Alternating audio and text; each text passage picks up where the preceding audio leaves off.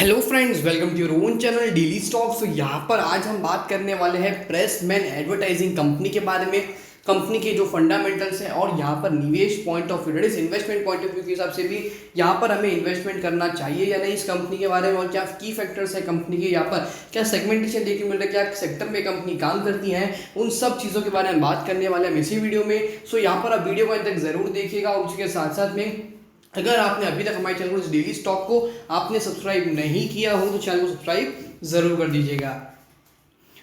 हम यहाँ पर प्रेसमैन एडवर्टाइजिंग कंपनी के बारे में जो है कंपनी का यहाँ पर जो बिजनेस प्रोफाइल है, कौन से सेगमेंट में कौन से सेक्टर में ये कंपनी काम करती है उसके ऊपर फोकस करने वाले हैं मेनली। उसके बाद यहाँ पर ये जो कंपनी काम करती है तो इसकी जो भी कॉम्पिटिटिव कंपनीज जो है यहाँ पर जो मार्केट में लिस्टेड है उसके बारे में बात करेंगे। कंपनी का शेयर का जो प्राइस है यहाँ पर मार्केट में जिस तरह से ट्रेड कर रहा है, according to that part also यहाँ पर हमें निवेश करना चाहिए या नहीं, या फिर वेट करना चाहिए। एज वेल एज यहाँ पर पिछले कुछ क्वार्टर्स में कंपनी के अंदर प्रमोटर होल्डिंग किस तरह से देखने को मिली है, FII, DII, retail investor as well as खुद कंपनी के प्रमोटर्स का किस तरह का इंटरेस्ट इस कंपनी में देखने को मिला है उसके ऊपर फोकस। एज वेल एज पिछले कुछ क्वार्टर्स में यहाँ पर कंपनी ने किस तरह के नतीजे दिखाए हैं उसके ऊपर भी फोकस करके हम यहाँ पर बताएंगे कि यहाँ पर हमें इस कंपनी में निवेश करना चाहिए या नहीं, और नेचर ऑफ बिजनेस जो है ये यहाँ पर हम जो है at the end of the video हम डिस्कस करने वाले हैं। सबसे पहले जान लेते हैं कि प्रेसमैन एडवर्टाइजिंग कंपनी जो है यहाँ पर एडवर्टाइजिंग जो सेक्टर होता है, एडवर्टाइजमेंट का जो बिजनेस होता है उसके अंदर एंगेज है। तो यहाँ पर आपको पहले से पता हो कि एडवर्टाइजमेंट का जो सेगमेंट है वो कितना ज़्यादा वाइड है, बट यहाँ पर हमें पता होना चाहिए कि ये जो कंपनी है उसका जो भी सेल करती है, जो भी स्पेस जो होती है वो देती है, तो उसका जो मेन जो कारोबार है वो प्रिंट मीडिया और पब्लिक रिलेशन की जो भी बिजनेस होते हैं उसके अंदर ये कंपनी जो है मेनली एंगेज है, और उसी के थ्रू जो है इस कंपनी का मेन जो है business revenue as well as business profitability company जो है कमाती है। तो ये बात कर ली हमने कंपनी यहाँ पर जो है प्रेसमैन एडवर्टाइजिंग, ये कंपनी क्या काम करती है। Second one is company data. तो यहाँ पर 109 करोड़ के मार्केट कैपिटलाइजेशन के साथ में यह शेयर करंटली यहाँ पर 46.2 पर शेयर ट्रेड कर रहा है, और हाई प्राइस इसका 53.5 और लो प्राइस रहा है इस शेयर का 20.4 रुपीज़। हालांकि शेयर की जो बुक वैल्यू है वो 18.2 रुपीज़, और यहाँ पर अच्छी बात है ये जो स्टॉक है वो प्रॉफिटेबल है। स्टॉक का यहाँ पर करंटली प्राइस टू अर्निंग देखने को मिल रहा है 23.8, और ROCE that is return on capital employed भी जो है हमें तगड़ा देखने को मिल रहा है, दैट इज 17.6% का जो है यहाँ पर हमें इस कंपनी का रिटर्न ऑन कैपिटल एम्प्लॉयड देखने को मिल रहा है। हालांकि प्राइस टू बुक 2.52 जो है यहाँ पर देखने को मिल रहा है as compare to the book value और करंट मार्केट प्राइस का जो डिफरेंस है according to that sentiment. Dividend yield एक पर्सपेक्टिव के हिसाब से काफ़ी अच्छा और काफ़ी पॉजिटिव जो है डिविडेंड यील्ड भी यहाँ पर हम मैनेज समझ सकते हैं। दैट इज 2.14% का एक अच्छा सा जो है डिविडेंड यील्ड देखने को मिल रहा है। करंटली यहाँ पर जो इंडस्ट्री का प्राइस टू अर्निंग है वो है 23.6, और इस स्टॉक का प्राइस टू अर्निंग है 23.1। सो इंडस्ट्री के मुकाबले शायद इतना ज़्यादा ओवर वैल्यूड नहीं है, सेगमेंट के हिसाब से काफ़ी बेहतरीन तरीके से जो है यहाँ पर हमें ट्रेड होते देखने को मिल रहा है। सो नेक्स्ट थिंग इज कि यहाँ पर जो चीज़ के ऊपर मेनली फोकस करने वाले वो ये कि कंपनी के रेवेन्यू एज वेल एज जो कंपनी बिजनेस प्रॉफिटेबिलिटी है जिसके ऊपर यहाँ पर हमें मेनली फोकस करना है। तो कंपनी के रेवेन्यूज़ जो है यहाँ पर हमें ईयर ऑन ईयर बेसिस के हिसाब से 50 करोड़ के रेवेन्यू से जो है यहाँ पर 2021 में 20 करोड़ का रेवेन्यू देखने को मिल रहा है। सो ये जो कंपनी फाइनेंशियल्स गिरे हैं और जो कंपनी प्रॉफिटेबिलिटी वो इतनी ज़्यादा हमें गिरते हुए देखने को नहीं मिली है, बिकॉज जो सेगमेंट है, जो सेक्टर है, वो सिस्टम ही इस तरह का है कि यहाँ पर हमें जो है ऑपरेटिंग दैट इज OPM जो होते हैं company that is operating profit margin percentage, वो इतने ज़्यादा डिक्लाइन होते हुए देखने को नहीं मिल रहा है। बट इस तरह के बिजनेस में अगर रेवेन्यू कम होता है तो मार्केट शेयर जो होता है एडवर्टाइजिंग सेगमेंट के अंदर वो यहाँ पर हमें डायरेक्टली कम होते हुए देखने को मिलता है। So that is kind of a negative sentiment जो कि यहाँ पर हमें पता होना चाहिए। हालांकि यहाँ पर जो है कंपनी की प्रॉफिटेबिलिटी जो है स्टैग्नेंट वे में देखने को मिल रही है। So according to that part यहाँ पर हमें कंपनी का ROE that is return on equity percentage as well as company का जो रिटर्न ऑन कैपिटल एम्प्लॉयड होता है वो तगड़ा देखने को मिल रहा है। बट यहाँ पर मार्केट शेयर के हिसाब से बात करें तो कंपनी का रेवेन्यू जो है डाउन होते हुए देखने को मिल रहा है। So that is a negative sentiment अगर मेरे हिसाब से मैं बात करूँ तो।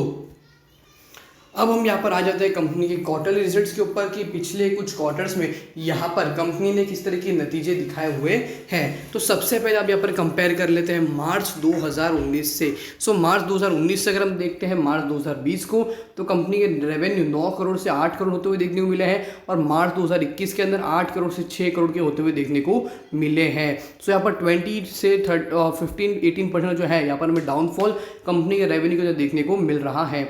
दिसंबर 2019 से कंपेयर करें, दिसंबर 2019 के अंदर 7.41 करोड़ के रेवेन्यू से दिसंबर 2020 के अंदर 4.55 करोड़ रुपये, दैट इज ऑलमोस्ट 40% का जो है कंपनी के रेवेन्यू के अंदर फॉल देखने को मिला है। और दिसंबर 2021 के अंदर जो कंपनी का दिसंबर 2020 के अंदर 4.55 करोड़ रुपये का जो सेल्स था वो थोड़ा सा बढ़कर हो चुका है 4.87 करोड़ रुपीज़। हालांकि यहाँ पर जो कंपनी के नेट प्रॉफिटेबिलिटी है वो ऑलमोस्ट यहाँ पर हमें दिसंबर 2019 की बात करें तो 1.61 करोड़ रुपीस, और दिसंबर 2021 के अंदर जो है 1.32 करोड़ रुपीस का जो है कंपनी का नेट प्रॉफिट देखने को मिल रहा है। हालांकि यहाँ पर कंपनी के रेवेन्यूज काफ़ी ज़्यादा डाउन हो रहे हैं, तो उसके कारण जो है यहाँ पर हमें कंपनी का OPM परसेंटेज, जैसे कि मैंने आपको बताया कि ऑपरेटिंग प्रॉफिट मार्जिन जो परसेंटेज है वो तगड़े जरूर हो रहे हैं, बट यहाँ पर कंपनी का रेवेन्यू कम हो रहा है। सो लॉन्ग टर्म परस्पेक्टिव से ये जो है आपको नेगेटिव सेंटीमेंट की ओर जरूर लेकर जा सकता है। हालांकि शेयर प्राइस के अंदर काफ़ी पॉजिटिव सेंटीमेंट यहाँ पर हमें बनते हुए देखने को मिल रहा है, बट यहाँ पर कोई पॉजिटिविटी जो होती है अपसाइड के अंदर अभी तक यहाँ पर हमें एडवर्टाइजिंग सेक्टर के अंदर जो कि सेगमेंट के अंदर देखने को नहीं मिल रही है। सो इसी तरह ये जो सेगमेंट है एडवर्टाइजिंग के अंदर, तो उसके अंदर यहाँ पर हमें डाउनफॉल देखने को मिल रहा है। अब हम यहाँ पर कंपनी का जो है शेयर होल्डिंग पैटर्न कंपेयर करते हैं तो प्रमोट होल्डिंग स्टैग्नेंट 47.19% का ही देखने को मिल रहा है। DIA का जो इंटरेस्ट है वो यहाँ पर 0.04% की स्टेक के साथ में रिड्यूस होकर हो चुका है 0.01%। और पब्लिक होल्डिंग देखें तो स्लोली एंड स्टडीली यहाँ पर हमें ग्रोथ हुए देखने को एज कम्पेयर टू द मार्च 2019 52.77% से 52.81% यहाँ पर हमें देखने को मिली है। हालांकि जो पॉजिटिविटी यहाँ पर हमें देखने को मिलनी चाहिए इस तरह के सेगमेंट के अंदर, इस तरह की कंपनी के अंदर, वो इतनी ज़्यादा नहीं है, बट फिर भी ओवरऑल बेसिस के हिसाब से भी अगर हम देखते हैं प्रमोट होल्डिंग स्टैग्नेंट वे में देखने को मिल रही है। हालांकि अगर हम इस कंपनी को कंपेयर करते हैं मिसलेनियस सेक्टर के हिसाब से, तो इस कंपनी को जो है हम बड़ी बड़ी कंपनीज के साथ कंपेयर नहीं कर सकते हैं। Gujarat gas, PB fintech, Indian energy exchange, CDSL, century plywood, CAMS as well as BSE के साथ में। बट यहाँ पर हम इस कंपनी का अगर हम यहाँ पर समराइज्ड ओवरव्यू भी देखते हैं तो कंपनी का जो रिटर्न ऑन कैपिटल एम्प्लॉयड देखने को मिल रहा है वो काफ़ी अच्छे देखने को मिल रहे हैं। 17.63% का जो है यहाँ पर हमें रिटर्न ऑन कैपिटल एम्प्लॉयड देखने को मिल रहा है। हालांकि इस कैपिटल एम्प्लॉयड के जो एक अच्छा सा अगर ये इंक्रीज हो रहा है, तो अगर इसके साथ में अगर यहाँ पर कंपनी जो सेल्स है, जो कंपनी रेवेन्यू, जो टॉप लाइन जो है, अगर वो भी अच्छी तरीके से ग्रो होती तो मेरे ख्याल से काफ़ी पॉजिटिव सेंटीमेंट यहाँ पर हमें देखने को मिल सकता था। आज जो है 4.92% गिरावट के साथ 2.4 रुपीज़ जो है गिरकर 46.35 पे क्लोज ज़रूर हुआ है। 5 ईयर हाई प्राइस 88 रुपीज़ का। बट ये सेक्टर के बारे में आपको बता दूं कि ये जो कंपनी है मेनली जो प्रिंट मीडिया है उसके अंदर ही जो है एंगेज है। सो यहाँ पर डिजिटलाइजेशन जो है काफ़ी ज़्यादा हो रहा है, डिजिटल स्पेस पे जो है एडवर्टाइजिंग काफ़ी ज़्यादा हो रही है, तो उसी कारण जो प्रिंट मीडिया पे जो एडवर्टाइजिंग होती है वो यहाँ पर हमें कम होते हुए देखने को मिल रही है। सो डायरेक्टली इंप्लीमेंट करता है कि जो कंपनी यहाँ पर हमें रेवेन्यू जो है डाउनफॉल में देखने को मिल रही है, जो मिल रहे हैं वो और ज़्यादा जो है यहाँ पर हमें डीप डाउन में जाते हुए देखने को मिल सकते हैं। हालांकि अगर ये कंपनी जो डिजिटल स्पेस में आती है, जो कि मेरे से काफ़ी मुश्किल, बिकॉज डिजिटल स्पेस की एडवर्टाइजिंग के अंदर बहुत बड़े बड़े प्लेयर्स जो है पहले से ही मार्केट में एंगेज है। सो अगर ये कंपनी उस सेक्टर में आती है, एंगेज करती है, तो मेरा से पॉजिटिव सेंटीमेंट यहाँ पर हमें देखने को मिल सकता है। हालांकि करंट मार्केट बिजनेस के अप्रोच के हिसाब से यहाँ पर जो है इन्वेस्टमेंट करना ज़्यादा अच्छा नहीं रहेगा, बिकॉज कंपनी भले ही OPM बढ़ रहा है बट सेल्स जो है इतनी ज़्यादा अच्छी तरीके से बढ़ते हुए नहीं देखने को मिल रहे हैं। सो होप करता हूँ कि यहाँ पर आपको जो है प्रेसमेंट एडवर्टाइजिंग लिमिटेड कंपनी के बारे में जो हमने आपको बताया वो यहाँ पर आपको अच्छे से पता चल गया होगा, और इसके ऊपर अगर कोई डाउट या फिर कोई क्वेरी है रिलेटेड टू कंपनी, यहाँ पर आप हमें कमेंट सेक्शन में पूछ सकते हो। अगर आपके कोई क्वेश्चन हो तो पूछ लीजिएगा, और अगर आपको वीडियो अच्छा लगा हो तो वीडियो को लाइक, शेयर और हमारे चैनल को सब्सक्राइब करना ना भूलिएगा। Thank you.